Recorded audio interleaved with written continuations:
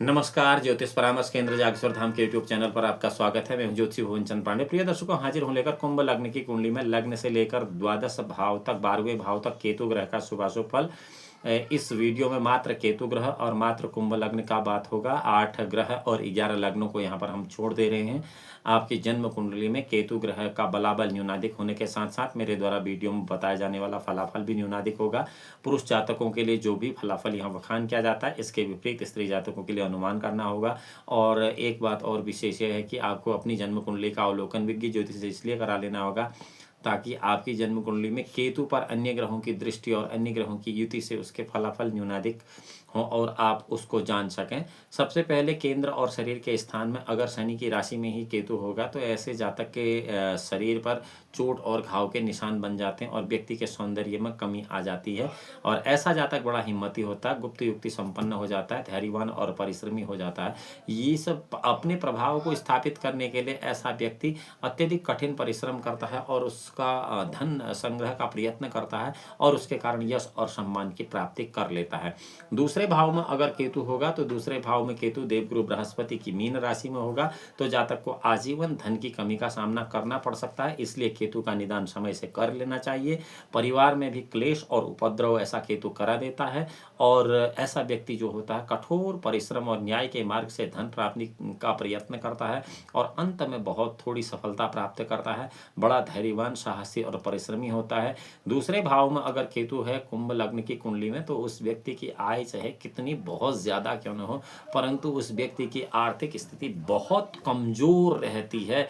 इसका कारण केतु है और इसलिए दूसरे भाव के केतु का निदान अवश्य कर लेना चाहिए। निदान के वीडियो अलग से बने हैं, आप वैसे भी देख सकते हैं, या अगर ऐसे नहीं आपको देख पा रहा है तो आप चैनल को सब्सक्राइब करके देख सकते हैं। तीसरे भाव में अगर केतु है तो वो मंगल की मेष राशि में होगा और मंगल की मेष राशि में जब केतु होगा तो पराक्रम की वृद्धि कर देगा और बड़ा पुरुषार्थी बना देगा व्यक्ति को, परिश्रमी बना देगा। बहुत ज़्यादा हिम्मत वाला और बहुत धैर्यवान और उद्योगी ऐसा व्यक्ति होता है।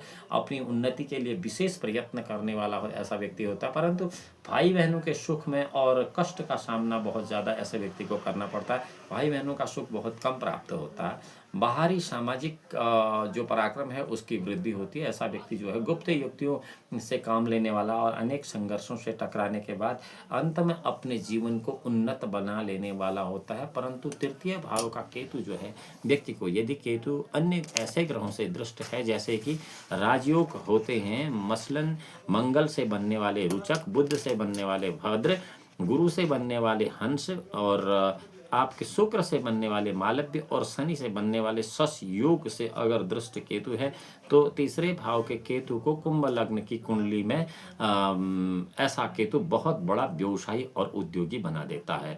चौथे भाव में अगर केतु है तो वो दैत्य गुरु शुक्राचार्य की वृषभ राशि पर होगा और चूंकि केतु और राहु किसी के मित्र या शत्रु नहीं होते हैं तो वृषभ राशि में दैत्य गुरु शुक्राचार्य की राशि पर होने से माँ के पक्ष से बहुत भारी हानि ये केतु करा देगा और मातृभूमि से वियोग भी ऐसा केतु करा देता है। और साथ ही साथ भूमि मकान के सुख की अल्पता कर देता है। ऐसे जातक को अगुप्त युक्तियों, परिश्रम और बुद्धि बल और भूमि और मकान आदि का सुख पाने के लिए प्रयत्न बहुत ज़्यादा करना पड़ता है। अंततः उसमें उसे बहुत थोड़ी सफलता प्राप्त होती है। पांचवें भाव में अगर केतु होगा तो वो बुध की मिथुन राशि में होगा और इस केतु के प्रभाव से जातक के विद्या अध्ययन के क्षेत्र में कठिनाई होगी और संतान सुख का प्राप्त करने के लिए गुप्त युक्ति और कष्ट साध्य प्रयत्नों का आश्रय लेना पड़ेगा। ऐसे जातक को संतान का अल्प सुख प्राप्त होता है, उसमें शील तथा विवेक की कमी रहती है और मस्तिष्क में अशांति बना देता है ऐसा केतु और उसको बहुत ज़्यादा चिंतित कर देता है बिना किसी कारण के भी।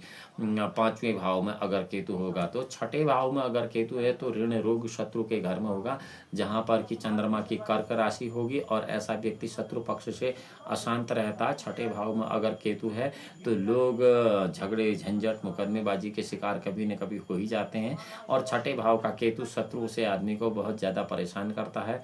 लेकिन अपने मनोबल और युक्ति बल से शत्रुओं को मात जरूर दे देता है।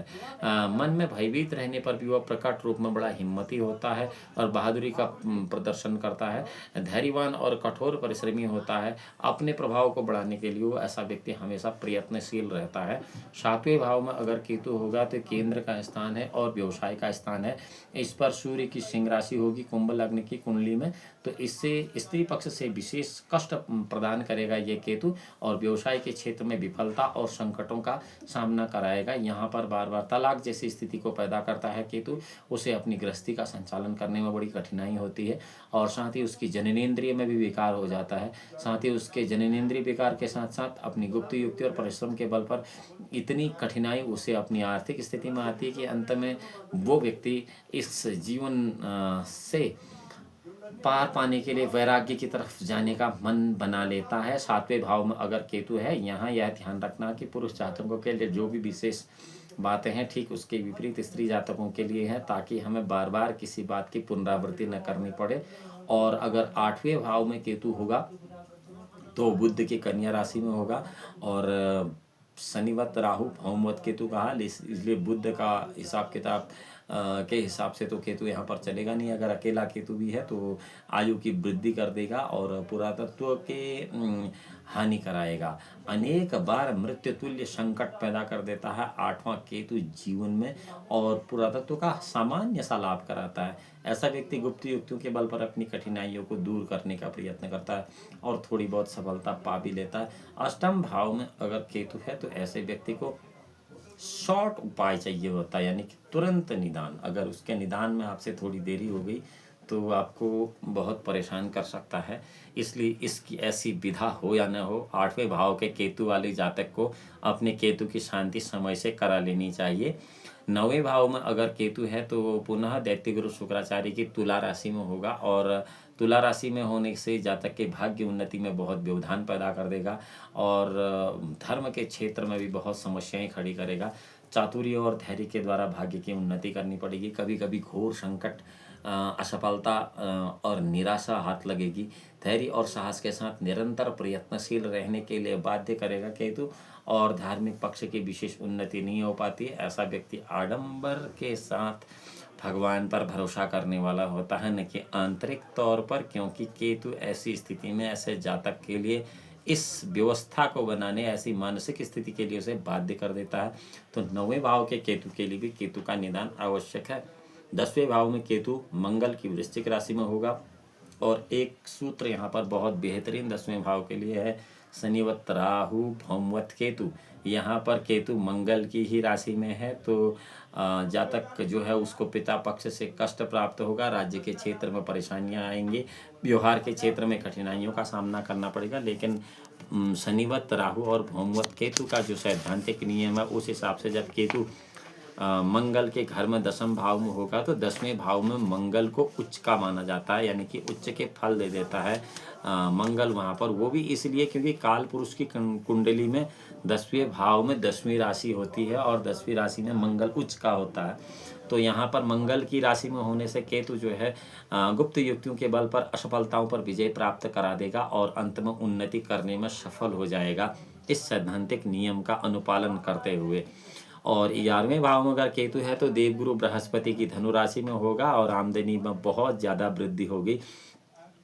कभी कभी आकस्मिक रूप से धन लाभ होगा। व्यक्ति अपनी उन्नति के लिए निरंतर प्रयत्नशील बना रहेगा। अनेक बार कठिनाइयों के उपस्थित होने पर भी वो आदमी अपना धैर्य नहीं खोएगा और न्याय मार्ग से बहुत अधिक धन कमाएगा, सुखी जीवन व्यतीत करेगा। अगर 11वें भाव में केतु है कुंभ लग्न की कुंडली में तब की बात है। 12वें भाव में अगर केतु है तो वहाँ पर मकर लग्न होगा शनि का और शनिवत राहु, तो राहु यहाँ पर दृष्टि जरूर डालेगा केतु जब 12वें भाव में होगा, क्योंकि राहु और केतु 180 डिग्री के एंगल पर आमने सामने रहते हैं। 12वें व्यय स्थान में शनि की मकर राशि पर जब केतु रहेगा तो जातक के खर्चे बहुत ज़्यादा बढ़ा देगा और परेशानी का अनुभव इसीलिए होगा। अपनी गुप्त युक्तियों और परिश्रम के बल पर खर्च चलाने की शक्ति प्राप्त करेगा। अनेक बार निराशाओं से जूझने पर वह अपने धैर्य को नहीं छोड़ेगा। उसे बाहरी स्थानों के संबंध से शक्ति और लाभ की प्राप्ति होगी। लेकिन 12वें भाव का केतु शरीर में बहुत भारी रोग बना देता है और 12वें भाव का केतु बहुत ज़्यादा कर्ज लेने पर बाध्य कर देता है।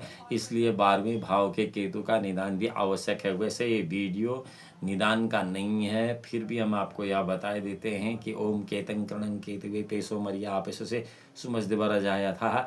इस मंत्र का जाप हवन मार्जन तर्पण करने से कुंडली कुंभ लग्न में लग्न से लेकर द्वादश भाव तक के किसी भी किसी भी स्थान के केतु ग्रह को शांत किया जा सकता है। इसमें कोई संशय नहीं, इसका सविधि पालन करें।